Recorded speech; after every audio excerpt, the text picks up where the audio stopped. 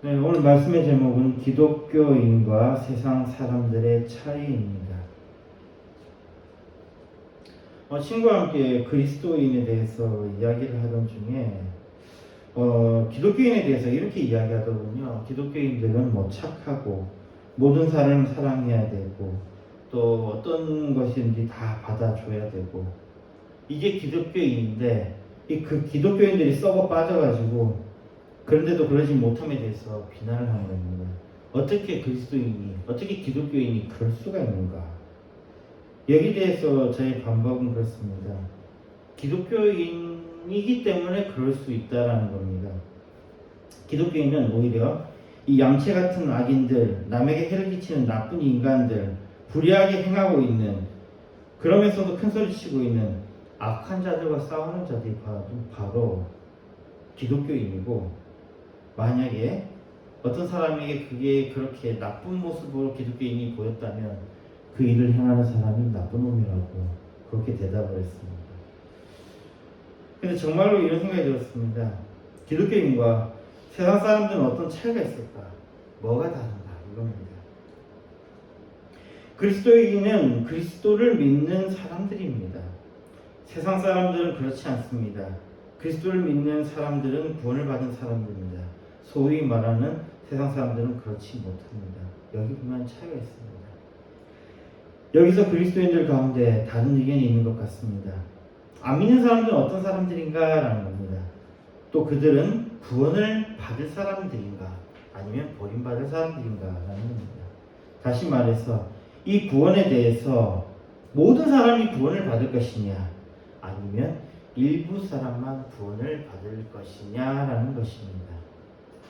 근데 처음에 친구가 이야기했던 그 내용에 따르면 그러면 모든 사람이 구원을 받아야 되는데 모든 사람이 구원을 받으려고 그러면 그 사람도 착한 사람이어야 되고 그 사람도 그리스도인처럼 행동을 해야 된다라는 자가당착에 빠지게 되는 거죠. 누구도 악한 사람이 되어서는 안 된다라는 것입니다. 그럼 여기에 대해서 일부 사람만 그러면 그리스도인이 된다라고 한다면 그러면 하나님이 뭔가 모자란 것인가라고 이야기를 하고 싶어하는 사람도 있을 겁니다. 영화나 드라마 같은 걸 보면요, 악인들은 폭행을 저지르고 거기 심지어는 살인까지 모든 것이 가능합니다. 그런데 여기 보면 주인공은 꼭 보면 한계가 있어요. 폭행에 대해서는 같이 때리기는 하는데 살인은 안 된다 하면서 이런 이야기를 하는 걸 보니까 이 한쪽에는 마음의 결함이 있는 겁니다. 한쪽에서는 뭔지 다 할 수 있는데 한쪽에서는 뭔가 못하는 게 있는 거예요. 이래 되면 누가 이깁니까? 당연히 모든 것을 다 할 수 있는 사람이 이기는 거죠. 항상 악인과 선인의 싸움에서는 누가 이기게 되는 거예요? 악인이 이기게 되는 겁니다.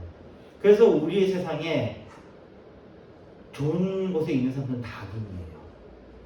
모든 것이 가능한 사람이기 때문입니다.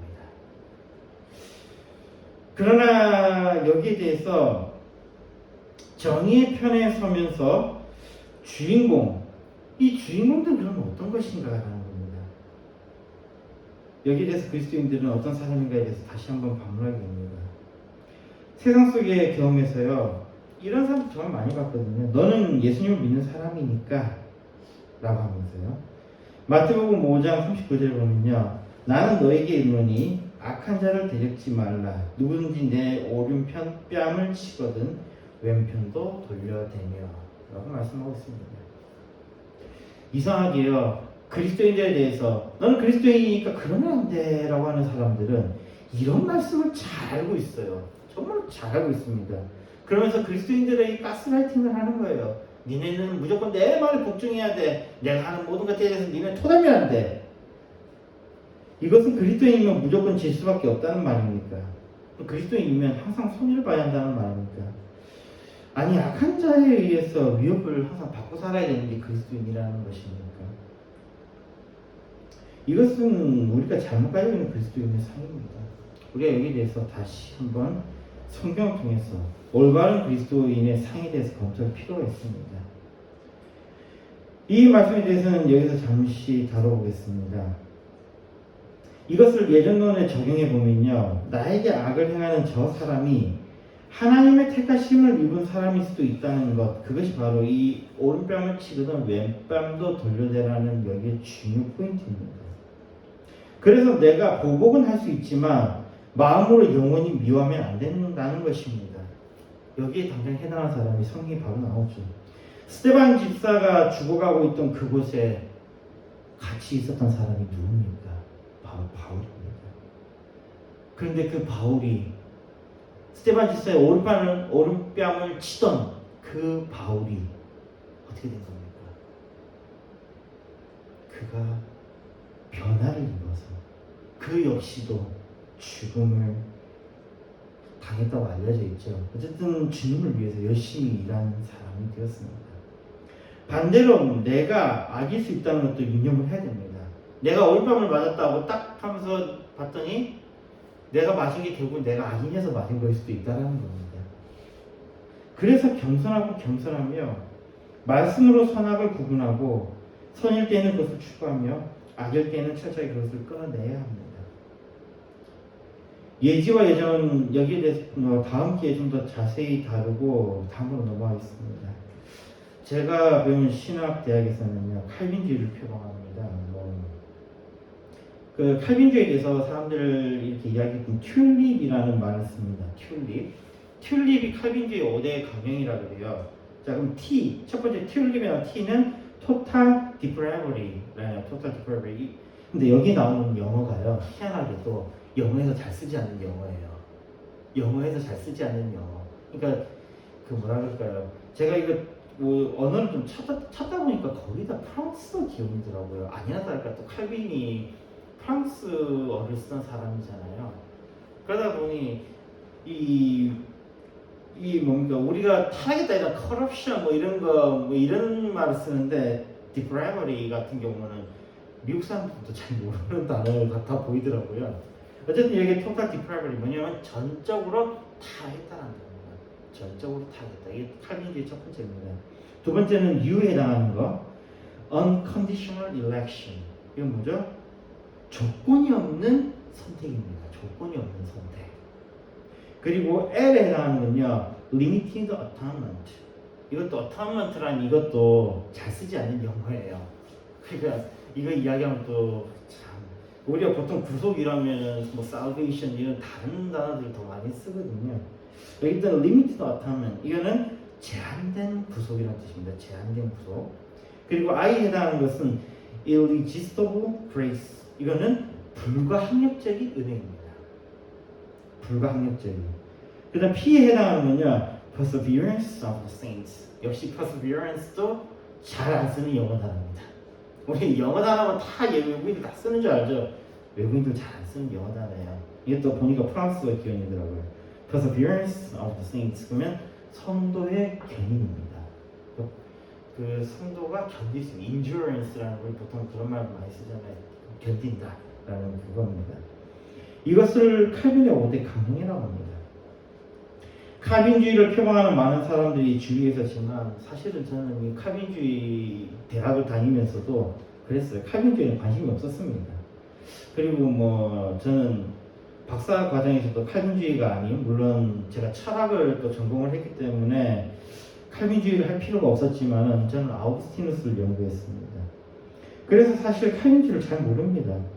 그래서 칼빈주의 5대 강령도 제가 웃기게도 칼빈주의 이 5대 강령 어디서 찾아요? 칼빈의 저서에 찾아 있어요. 칼빈의 가장 대표적인 저서 기독교 강요거든요.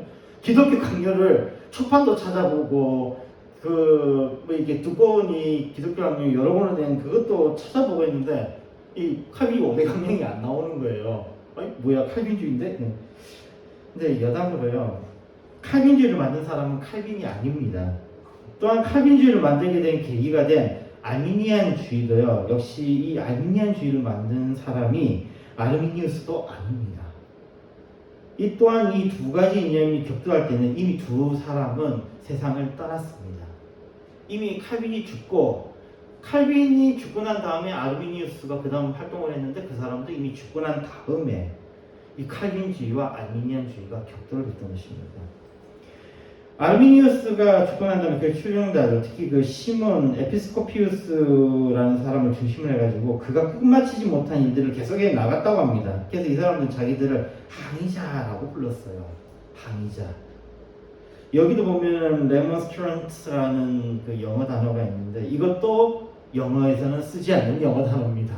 이거는 기원이 보니까 그 네덜란드어 기원인 것 같더라고요.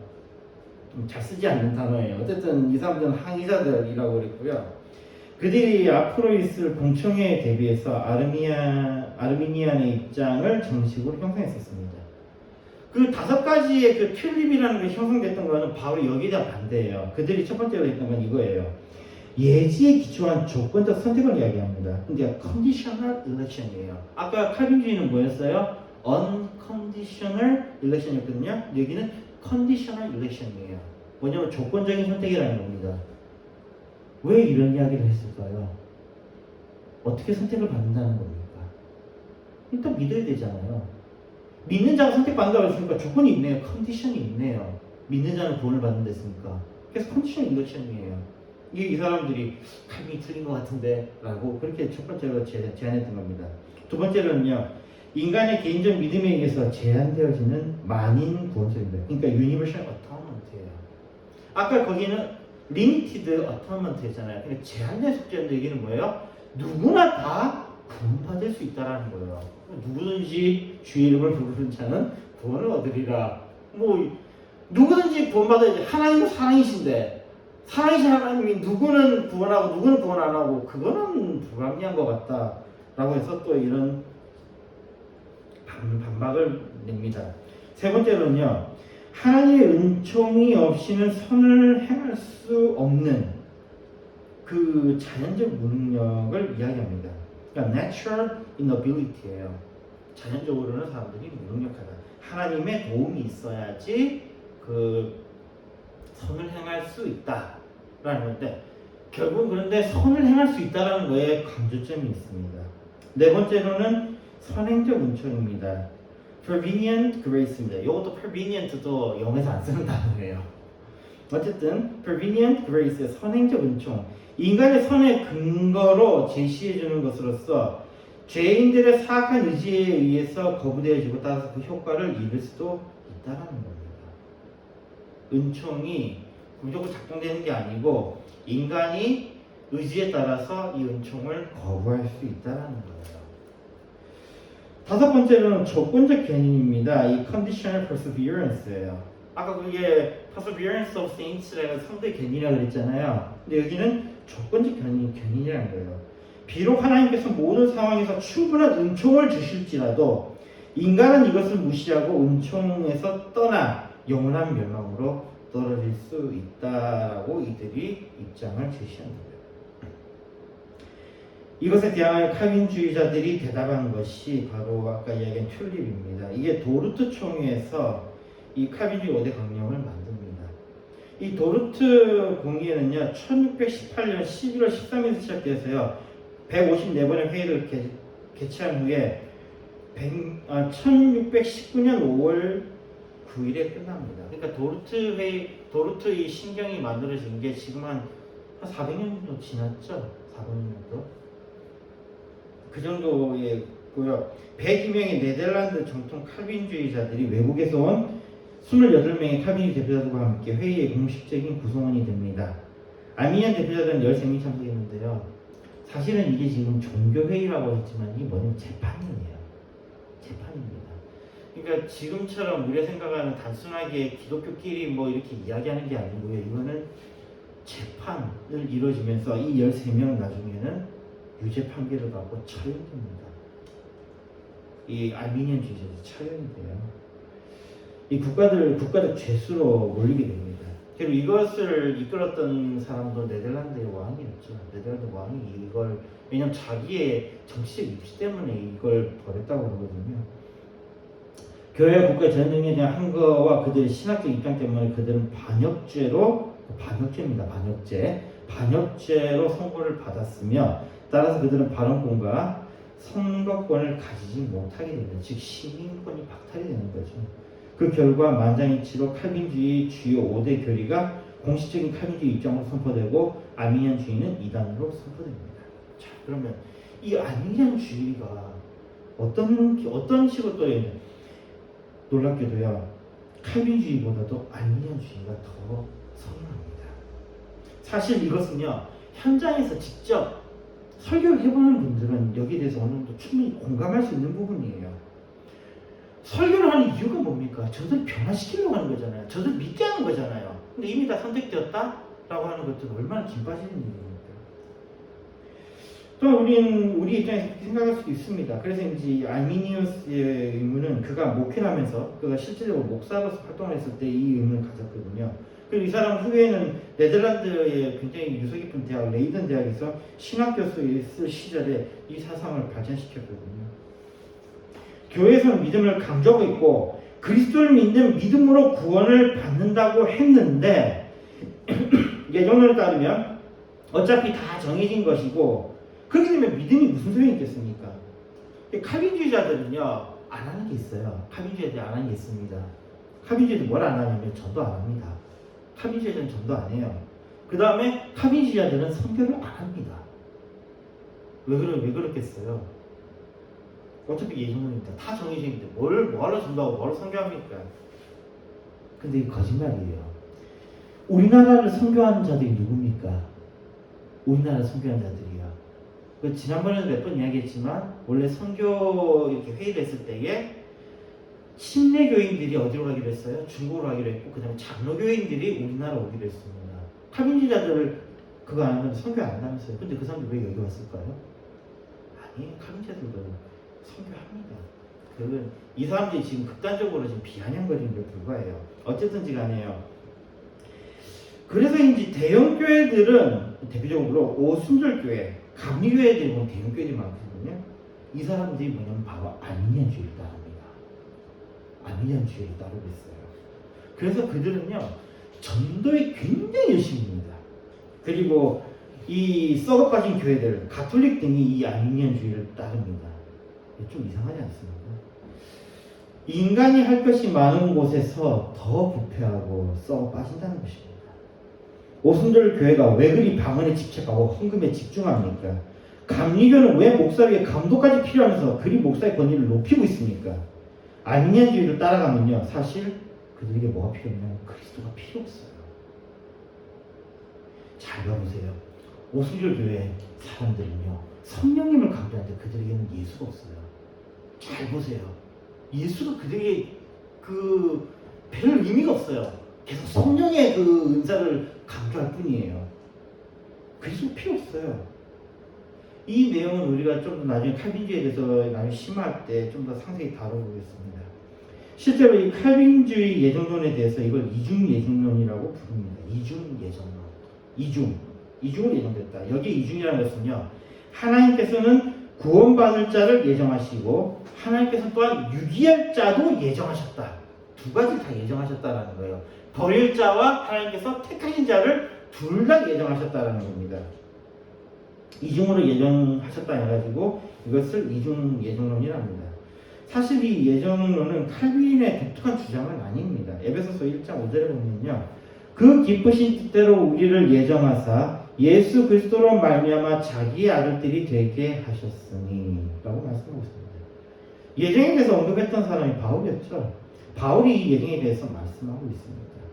그리고 아우구스티누스가 이 예정론을 말합니다. 아우구스티누스가 싸웠던 사람 중에 한 사람이 펠라기우스잖아요. 아우구스티누스와 이 펠라기우스의 논쟁. 아우구스티누스 우리가 알고 있는 어거스틴입니다. 이 어거스틴과 펠라기우스의 논쟁이 그것인데요. 펠라기우스가 자유의지를 강조하는 데 반해서요. 인간에게 자유의지가 있어서 인간이 하나님께로 나아간다라는 그러한 것을 펠라기우스가 주장한 것에 반해서 아우구스티누스는 오직 은총을 주장했고 그 은총이 바로 예정이 됩니다. 아우구스티누스의 은총론이 바로 예정론이에요. 그는 은총론에서 말하기를 사람이 복음을 들을 때 누구는 믿고 구원받는데 왜 누구는 그렇지 못하는가에 대한 깊은 의문을 가졌다고 합니다. 자, 똑같이 들었어요. 똑같이 복음을 들었는데 누구는 구원을 받는데 누구는 그것을 버린다라는 거예요. 그러면서 누군가가 믿고 구원을 받는 것은 그가 먼저 하나님의 은총을 받았기 때문임을 우리가 깨닫고 이 은총론에 대해서 아우구스티누스가 주장하기 시작했던 거예요.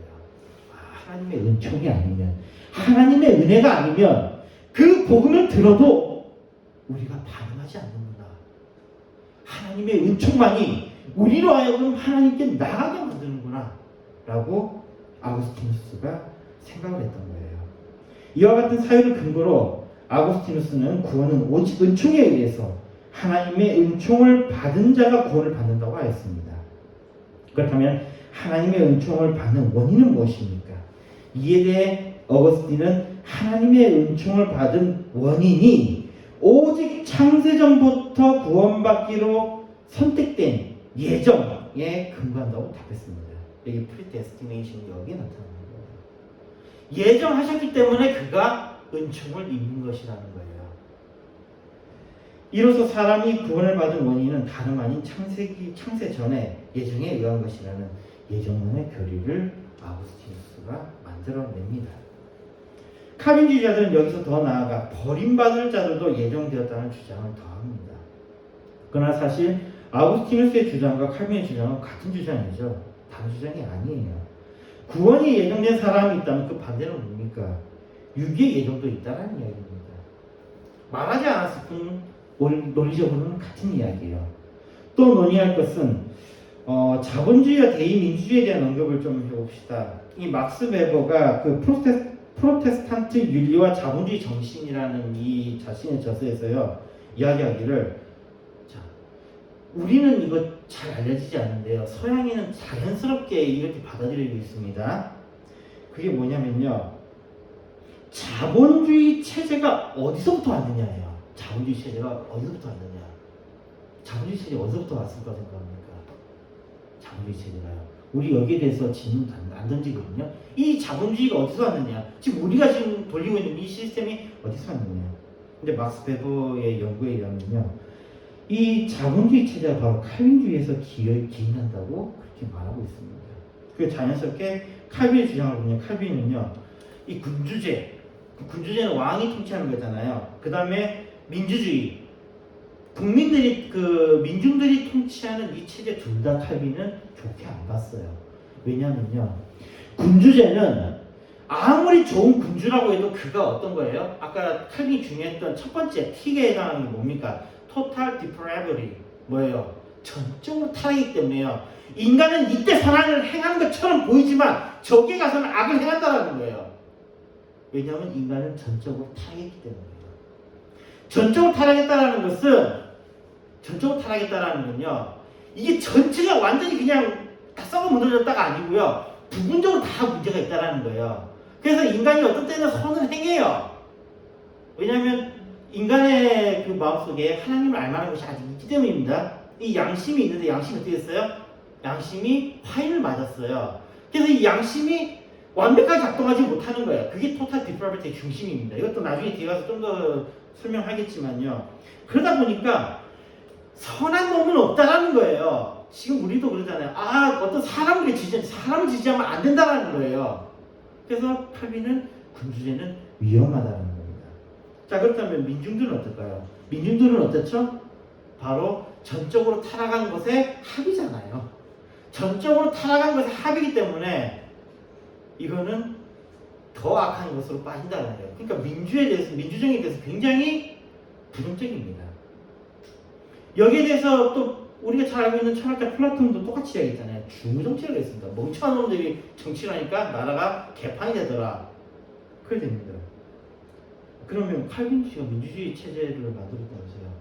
우리가 지금 체제하고 있는 민주주의는 국민이 통치하는 겁니까? 아니면은 대표자를 선출해서 통치하는 체제입니까? 우리는 대의민주주의예요. 대신에 이 대표자를 선출하는 게 누구한테 있는 거예요? 국민에게 있는 거예요. 바로 칼빈이 주장 바로 그것입니다. 왜 대의민주주의를 선택했냐면요, 어떤 자들을 이렇게 앞으로 끌어내면요, 이들은 자기는 악한데 어떻게 해야 되는 거예요? 선한 척을 해야 되는 거예요. 선한 척을. 그게 지금 우리 많은 것들 설명해 줍니다. 선한 척을 해야 돼요. 그리고 자기는 이렇게 하기 싫은데, 뭐 대놓고 나쁜 일 하는 놈들도 있긴 하지만은 대부분 이게 선출된 사람들은 자기는 자기 입맛에 맞게 다 하고 싶지만은 어떻게 되는 거예요? 사람들의 눈이 있어서 전부 다 악한 놈들이 다 그걸 쳐다보면서 악한 짓 하면 당연히 뭐예요? 알잖아요. 악한 놈이 악한 것을 제일 잘하잖아요. 사람들은 앞에 있는 사람이 악한 짓을 하면 그걸 제일 잘 알아요. 그러니까 마음대로 악한 짓을 못하게 되는 거예요. 이게 칼빈이 생각했던 대의민주주의입니다. 놀랍지 않습니까?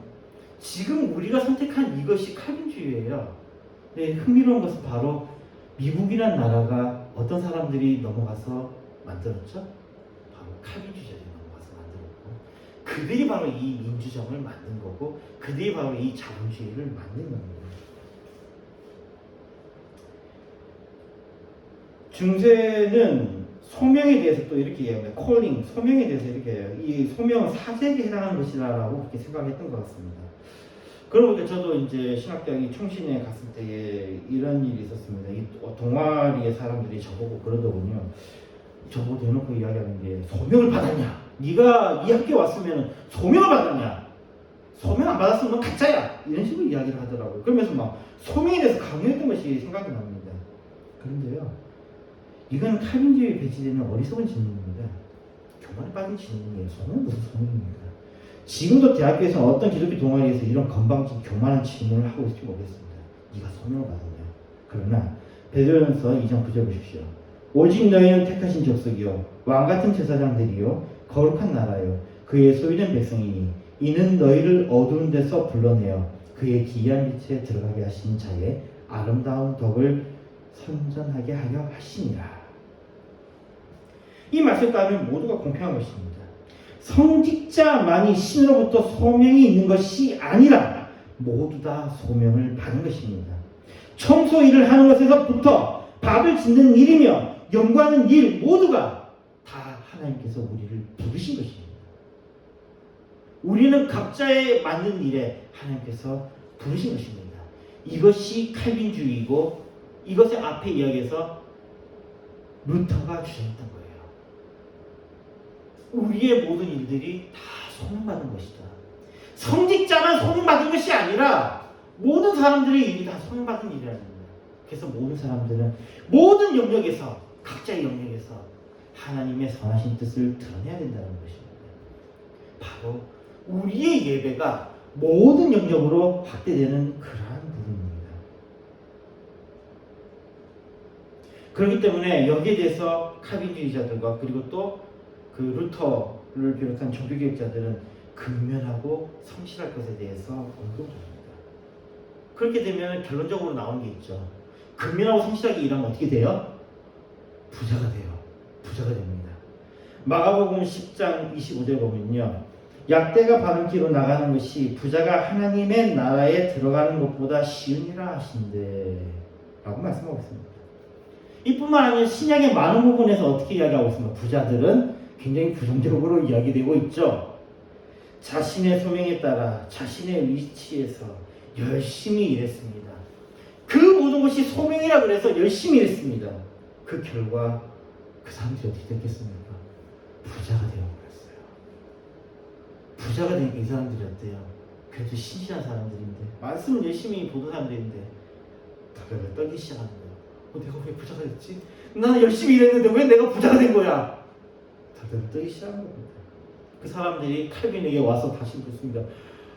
이게 부자들이 하나님 나라 들어가기가 어렵다는데 저희들은 어떡합니까? 열심히 하는 대로 소명이라고 열심히 일했는데 지금 부자가 되어버렸습니다. 어떡합니까? 우리는 어떻게 해야 됩니까? 칼빈은 거기에 대해서 아주 심플하게 이야기하죠. 성실과 근검, 절약, 금요 니네들이 그렇게 하지 않았냐? 그것은 축복이다. 너희가 부자가 된 것도 하나님의 축복이다. 그 이전에 부자라 그러면요 탐욕스러운 이런 부자상이었거든요. 근데 칼빈주의 이후부터는요 이 부자들의 모습이 굉장히 달라집니다. 자, 우리가 미국의 부자들에 관해서 이야기할 때 어때요? 많이 이야기하는 게 기부 이야기 많이 하잖아요. 기부.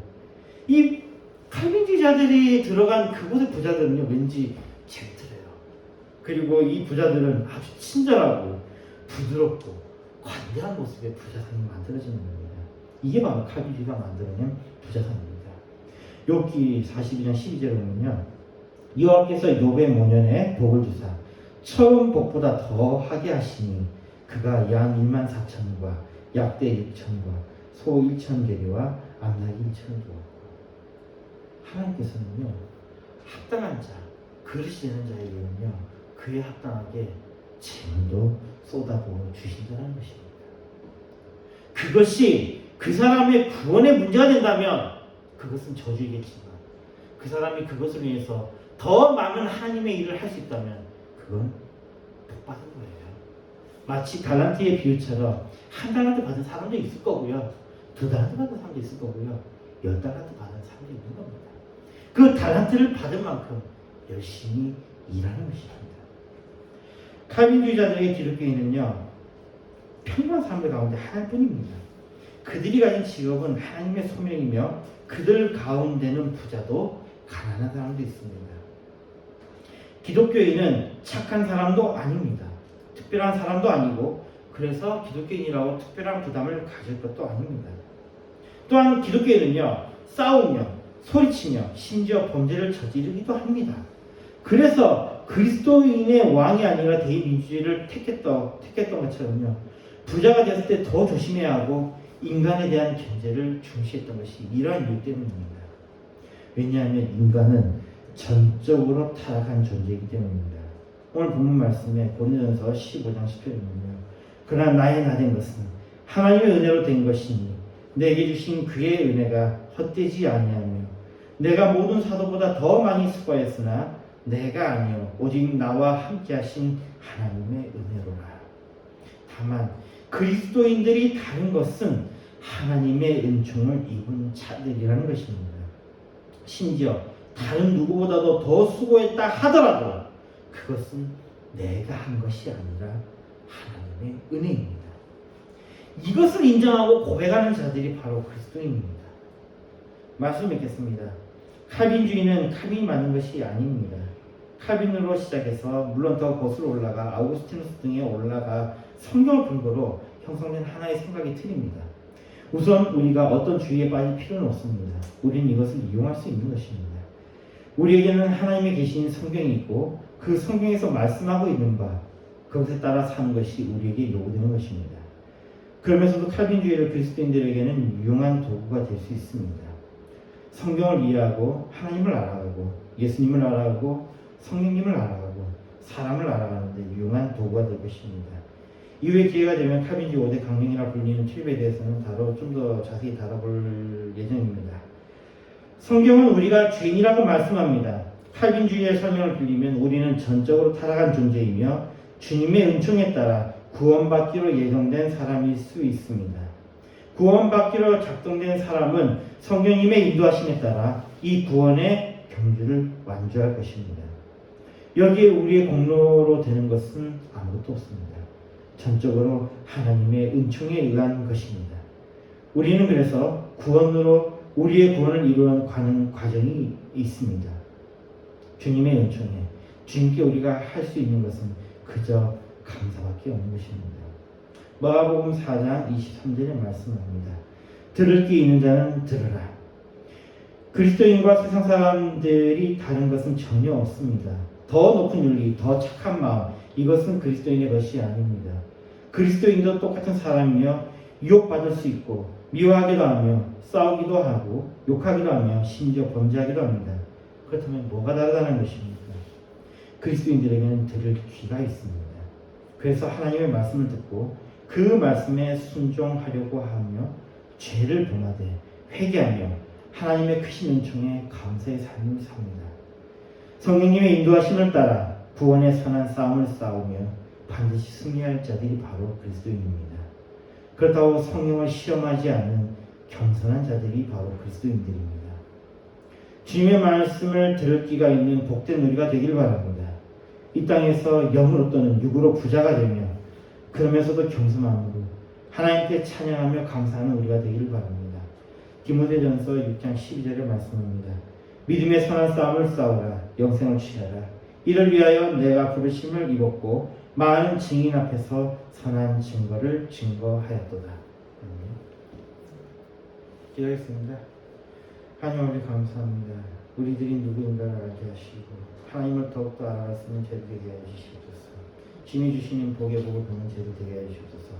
예수님이 되었습니다. 아멘. 찬송가 474장입니다.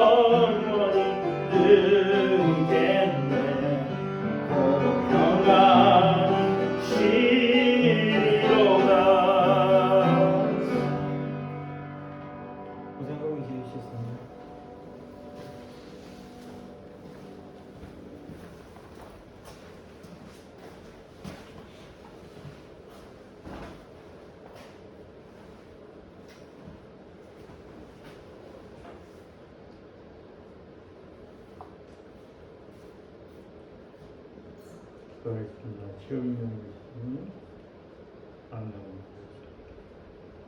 그의 나오는 안 시험 한수가 좋으신 하나님 감사합니다. 오늘도 때문에 해주시고 귀하고 복된 날을 주시며 감사합니다. 이 지역의 주관 영혼들을 살리라고 이외의 문학을 세워주시옵소서. 저들에게 더욱 주의 성령으로 충만히 역사하게 해주시옵소서. 하나님이 예배하시고 준비하신 일을 불러 아버지 하나님 교회로 모셔오시도록 주님 도와주옵소서. 아버지의 영광으로 감사함으로 하나님 되었습니다. 저희 성결에 우리 하나님 은혜를 해주시고 이 예물이 쓰이는 곳에 하나님의 나라 확장되게 하시고 정말 하나님이 기뻐하는 데 사용되는 예물이 되도록 주님 은혜 입혀 또 감사를 드렸고 예수님의 이름으로 기도드려. 아멘. 산모가 3장이고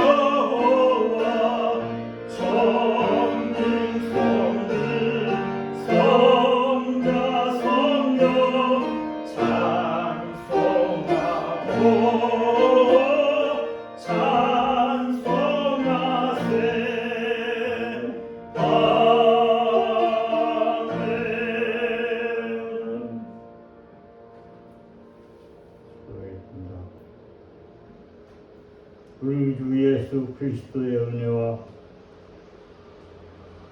크신 하나님의 사랑과 성령님의 동하심을 예배함으로 깨달은 성도들 머리 위에와 가정 위에와 하느님 전 세계 온 또 하나님 편에서 예배드린 자들 예수 믿고 구원받은 자들 머리 위에와 가정 위에와 하는 일에 앞으로 전도하여서 구원받을 자들 머리 위에 가정에 하는 일에 이제부터 영원토록 항상 함께 있을지어다. 아멘.